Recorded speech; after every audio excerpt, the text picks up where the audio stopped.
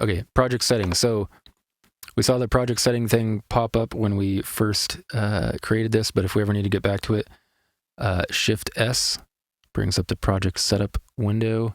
If you ever need to change anything, you can see where it's saved to.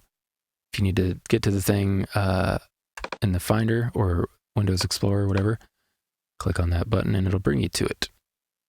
And this would be what we would need to zip up, would be this Cubase Quickies. If we ever needed to send this to somebody else who's also using Cubase, you would zip this up, compress, and then send that.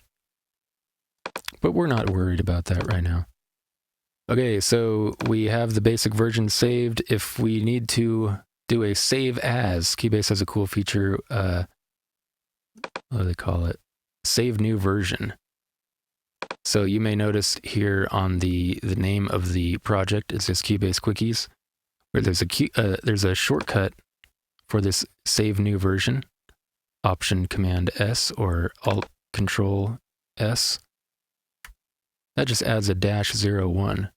So anytime we do that, it basically it creates kind of a save point. So you're probably already familiar with a save as, but if not, that's just like if you're making good progress and you're like, I'm really happy with this version, I want to be able to come back to this, you just do save as new version, and then that will basically, anytime you save the project with a new name, the previous thing is just going to stay where it was, and then you're working with the new one. So now that we've done this save as, the original Cubase Quickies remains untouched. It's just a good way, like if you're collaborating with somebody, anytime you render a mix, you do a save as, and then that way you always have that same version. You can always get back to it. Because I don't know how many times this has happened to you, but back when I first started, I would never do that. I would just, render a mix, then come back to it, mess with it some more, render a mix, come back, mess with it, and I'm just using the same project file every time. And the problem with that is you might have a mix that you really like, but it's fucking gone, dude, because you tweaked it afterwards. So it's just a good practice to get into.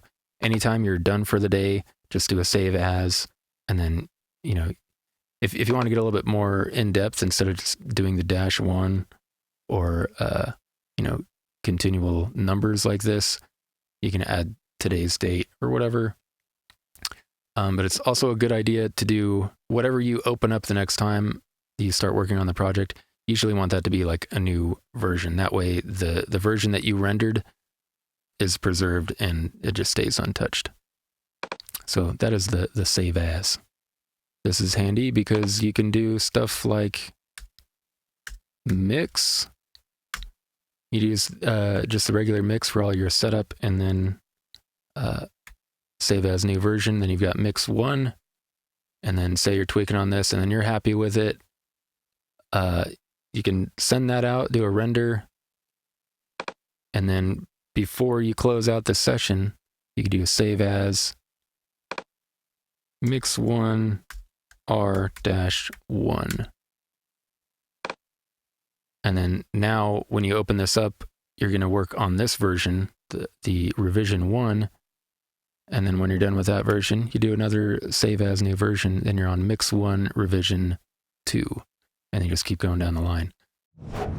I put the intro at the end to make it easier to skip. You're welcome. Subscribe if you'd like more stuff like this.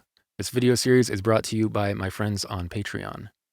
If you want to learn more stuff about Cubase, but you're tired of trying to piece together information from random videos with no context to connect them, you may want to check out this playlist that walks you through an entire project from start to finish. This one here. That's right, you got to click on it though.